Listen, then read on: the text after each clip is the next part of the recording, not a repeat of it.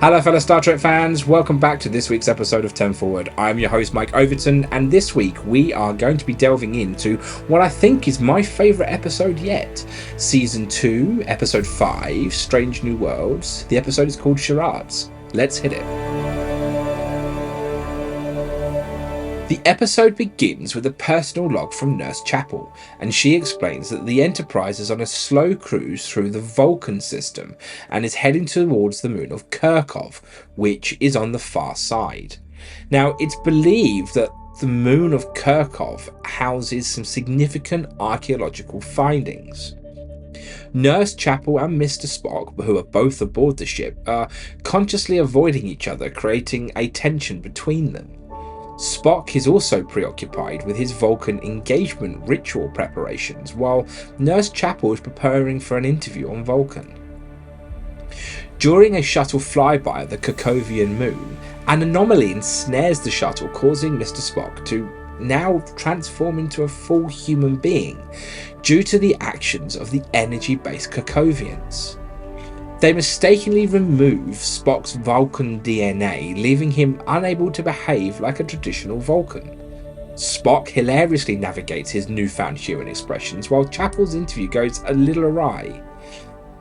Spock's mother, Amanda Grayson, arrives aboard the Enterprise, and she shares the unsettling news that due to Spock's injuries, or Spock's transformation rather, the engagement dinner will now take place aboard the Enterprise.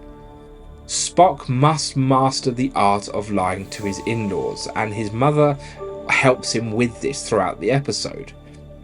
Now, whilst Chapel, Uhura and Ortegas embark on a mission to demand a re-evaluation of Spock's situation, tensions rise during the engagement ritual, highlighting the challenges of Spock's dual identity. Nurse Chapel confronts her feelings for Mr. Spock, and the crew manages to fix his condition. Spock eventually exposes his true identity to T'Pil, causing damage to their relationship, and Spock finds solace in a conversation with his mother. Nurse Chapel and Mr. Spock finally confront their feelings for each other.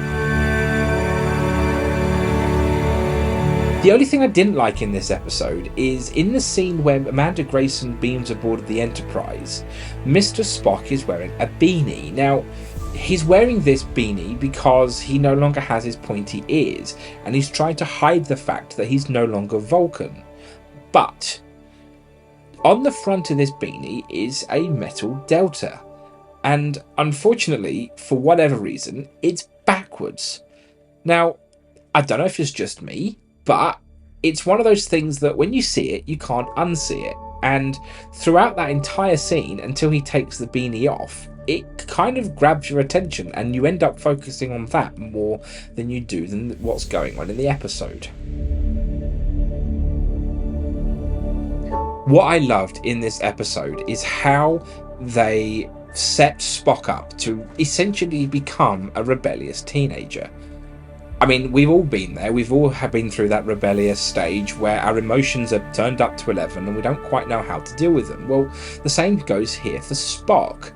You know, he's, for the first time ever, he's got all of his human emotions with no suppression. And it's nice that he, you know, still tries to go about his day-to-day business.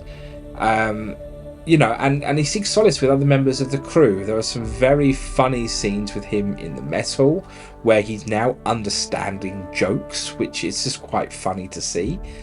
And it's also nice to see Amanda Grayson back again as well.